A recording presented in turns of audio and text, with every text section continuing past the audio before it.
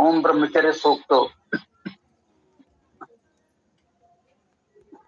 इसका कल हम लोगों ने 20वां मंत्र किया था। आज अगला मंत्र करेंगे। तो ओम ब्रह्मचारी सूक्त, अथर्ववेद कांड 11, सूक्त 5, मंत्र 21।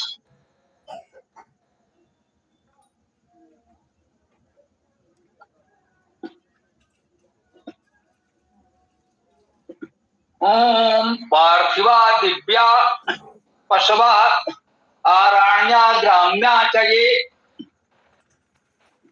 अपक्षा पक्षिणा च ये ते जाता ब्रह्मचारिणः।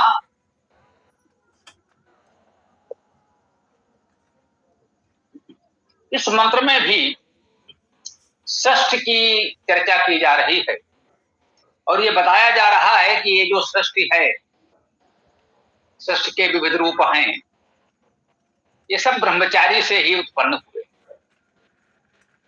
तो ब्रह्मचारी और सृष्टि का संपर्क संबंध, कल भी यही बताया गया था कि सृष्टि के विविध रूप ब्रह्मचारी से उत्पन्न हुए हैं। पिछले मंत्र में, कल के मंत्र में भी था, 20वें मंत्र में। आज 21वें मंत्र में भी यही बात कही जा रही है। सृष्टि के कुछ अन्य स्वरूपों के बारे में, ये भी ब्रह्मचारी से उत्पन्न है। कह रहे हैं पार्थिवा, जो पार्थिव हैं, पार्थिव का सामान्य सा अर्थ यूं समझ लें, पृथ्वी संबंधी पार्थिव।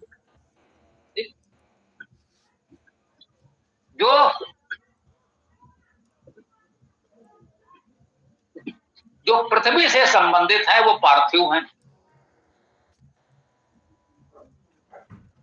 इसे साधारण लौकिक अर्थ में कह सकते हैं, जो पृथ्वी से उत्पन्न है, पृथ्वी पर है, पार्थिव। आगे कह रहे हैं पार्थिवा दिव्या पशवा। दिव्या, दिव्या अर्थात दिव्य। इसको इस प्रकार से भी समझा जा सकता है कि जो पार्थिव है, जो दिव्य है, जो पृथ्वी पर है, पृथ्वी से संबंधित है, अर्थात सांसारिक है, प्रत्यक्ष है, साधारण है, कह लीजिए, और जो दिव्य है, विशेष है, प्रकाशमान है, अलौकिक है, वो दिव्य।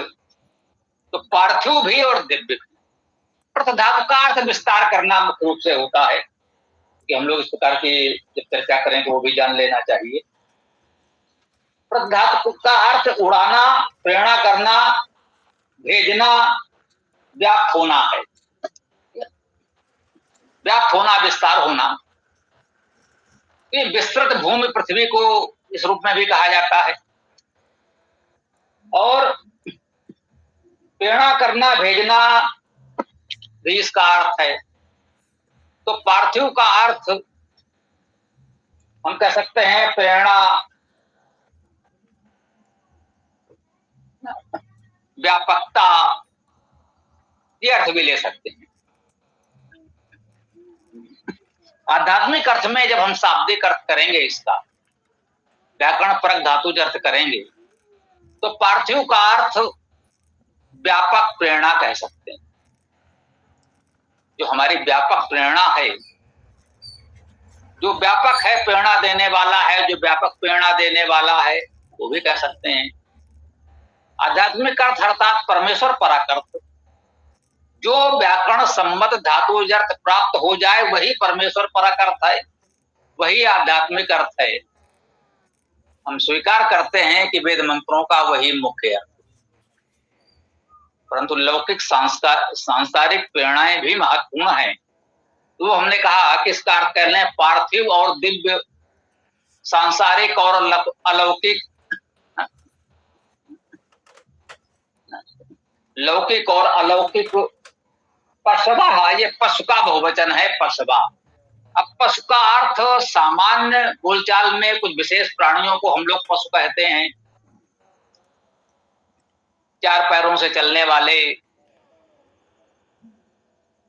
उस प्राणियों को हम लोग पशु कहते हैं। लौकिक अर्थ में उसको भी ग्रहण कर सकते हैं। पशु धातु का अर्थ देखना होता है और बंधन भी होता है। पशु उनको भी कहते हैं जो देखते हैं, जिनमें देखने की सामर्थ्य है, और जिनमें सबकी दृष्टि रहती है वे भी पशु कहे जाते हैं। पुरुष सूक्त में आया बंधन पुरुषम पशुम, उस पुरुष पशु को बांध लिया। पुरुष तो परमेश्वर को ही कहा जा रहा है पुरुष सूक्त में, उसको पशु कहा गया परमेश्वर को, क्योंकि वो सब कुछ देखता है, सबको देखता है। तो सबको देखने के कारण, संपूर्ण सृष्टि को देखने के कारण परमेश्वर को पशु कहा गया। और जो साधक उपासक हैं उनकी दृष्टि परमेश्वर में लगी रहती है, उस पुरुष परमेश्वर में लगी रहती है, इसलिए भी उसे पशु कहा। यहां पशुवा है, पशु का बहुवचन है, बहुवचन में ईश्वर तो नहीं हो सकता, हाँ उसके उपासक अवश्य हो सकते हैं, जिनकी दृष्टि उस परमेश्वर में लगी है, जो समाज पर भी दृष्टि रखते हैं, जो हमें दिशा दिखाने वाले मार्गदर्शक हैं, ये पशुवा उनके लिए भी है। पशुवा अर्थात पशु का बहुवचन उनको भी कहा जा रहा है जो विद्वान मनीषी हमारे मार्गदर्शक हैं, जो सब कुछ निष्पक्ष भाव से देखते हैं और समाज को उचित दिशा दिखाते हैं, उनको भी इस पशुवा पद से इंगित संकेतित किया जा रहा है। दृष्टा, देखने वाले, दिशा दिखाने वाले। तो पार्थिवा दिव्या पशवा आरण्या, जो आरण्य हैं, लौकिक अर्थ में अरण्य वनों को कहते हैं, इसको ये भी कहना है कि जो पार्थिव दिव्य पशु हैं और जो अरण्य वन्य पशु हैं, वनों में रहने वाले पशु हैं, ऐसा अर्थ भी कर सकते हैं। अरण्य का अर्थ करना चाहें तो उपसर्ग ऋ धातु गति करना, ऋ धातु के बहुत से अर्थ हैं, गति करना प्रमुख है। तो आरण्य सम्यक समानता गति करने वाले, और रण धातु भी है, शब्द करना, चलना, गति करना। रण युद्ध को भी कहते हैं, युद्ध करना, एक विशेष गति, एक विशेष शब्द हुंकार, शब्द करना भी तो है। तो वो युद्ध की गर्जना और युद्ध के लिए प्रयाण करना। रण शब्द में ये गति और ध्वनि का अर्थ भी है, शब्द करना और गति करना का अर्थ भी है, रण में भी है। तो ऋ धातु से भी बन सकता है, रण धातु से भी बन सकता है। ध्वनि और गति, शब्द और गति इसमें महत्वपूर्ण है। आरण्या सम्यक समन्तात गति करने वाले, सम्यक समन्तात शब्द करने वाले, वाणी उपदेश करने वाले विद्वज्जन, उनके लिए भी कहा जा सकता है। लौकिक अर्थ में देखते चलें कि जो पार्थिव हैं, जो दिव्य पशु हैं, जो आरण्य अर्थात वन्य हैं, वन्य पशु हैं, ग्राम्याचये, और ग्राम्य, जो ग्राम्य पशु हैं, ग्रामों में रहने वाले हैं। ठीक, पार्थिव पृथ्वी पर रहने वाले सब आ गए। दिव्य हैं, वो तो दिव्य लोकों की बात है, जो हमने कहा आध्यात्मिक अर्थ में तो साधक उपासक दिव्यजन दृष्टा, उन्हीं को पशु कहा जाएगा। लेकिन कहा गया आरण्या ग्राम्या चाहिए, आरण्य का लौकिक अर्थ में वन्य पशु, ग्राम्या ग्राम्य पशु, ग्रामीण पशु। ग्रामीण पशु का अर्थ जो मानव बस्तियों में, हमारे ग्रामों में रहते हैं, विशेष रूप से कह सकते हैं जो हम अपने उपयोग के लिए पालते हैं, गाय घोड़े आदि, उनको ग्राम्य पशु विशेष रूप से कहा जाता है। ग्राम धातु का अर्थ एकत्र होना,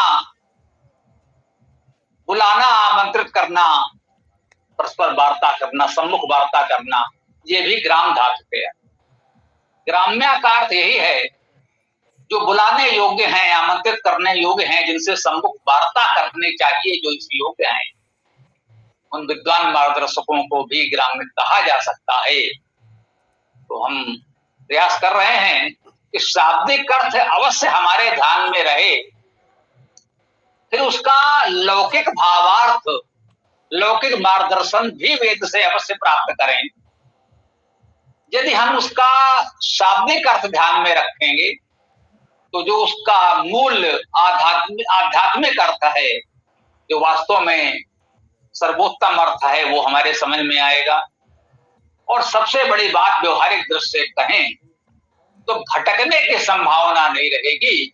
शाब्दिक अर्थ को ध्यान में रखेंगे तो कोई अनर्थ नहीं कर सकेगा, हमें भटकने की संभावना नहीं रह जाएगी। इसलिए भी शाब्दिक अर्थ अनिवार्य है। आरण्या ग्राम्या चाहिए चा, और ये अर्थात जो कह रहे हैं, ये अर्थात जो पार्थिव हैं, दिव्य हैं, पशु हैं, आरण्य हैं, ग्राम्य हैं, वे सभी अपक्षा पक्षणा चाहिए।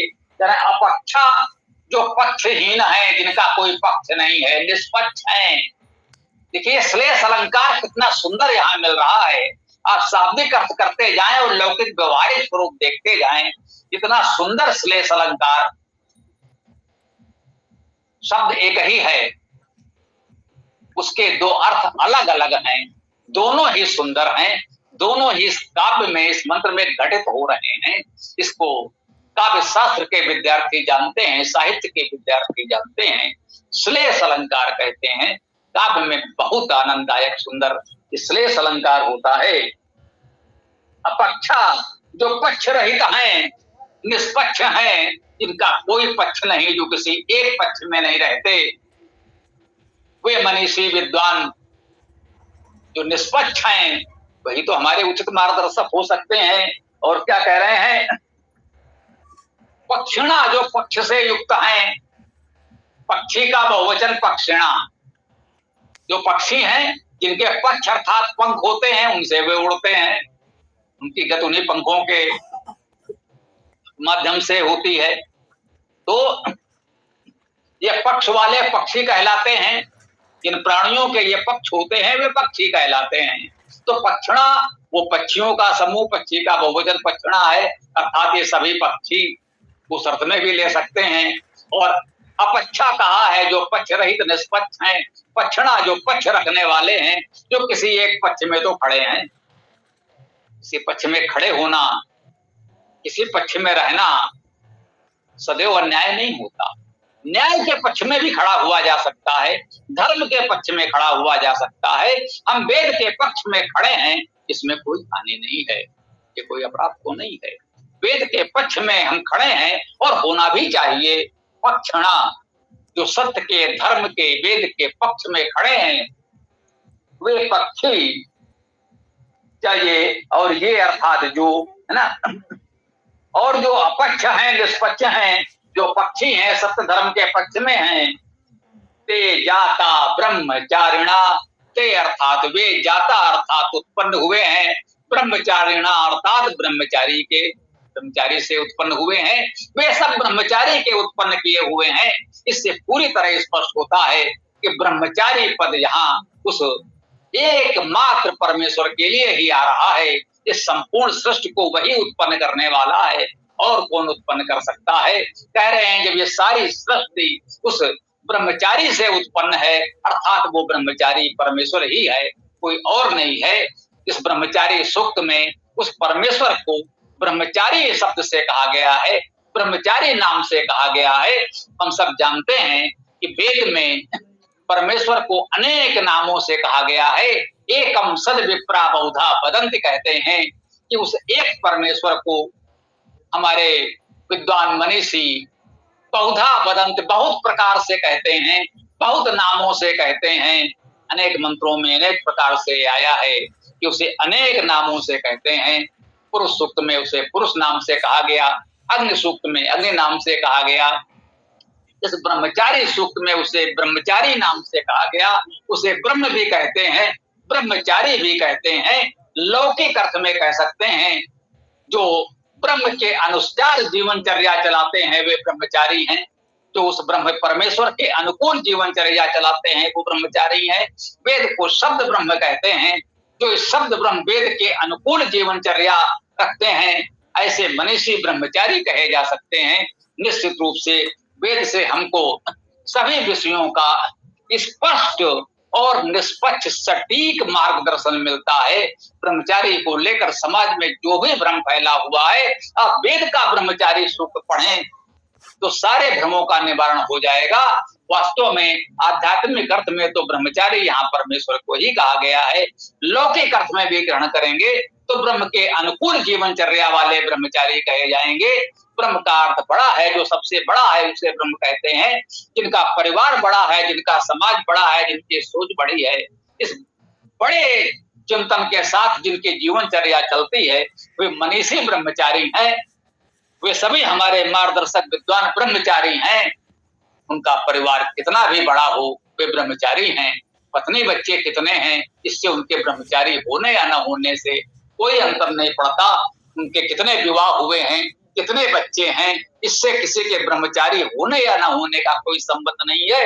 बहुत से जीवन साथी हों, अनेक विवाह किए हों, अनेक संतानें हों, वे सब भी अखंड आदित्य ब्रह्मचारी हो सकते हैं यदि उनका जीवन वेद के अनुकूल है, ब्रह्म के अनुकूल उनकी जीवनचर्या है, तो वो सब हमारे लिए आदरणीय ब्रह्मचारी हैं। इसके साथ हम आज की इस मंत्र व्याख्या को यहाँ विराम देते हैं। आप लोगों का जो भी प्रश्न विचार आदि को प्रस्तुत कर सकते हैं। ओम खम ब्रह्म।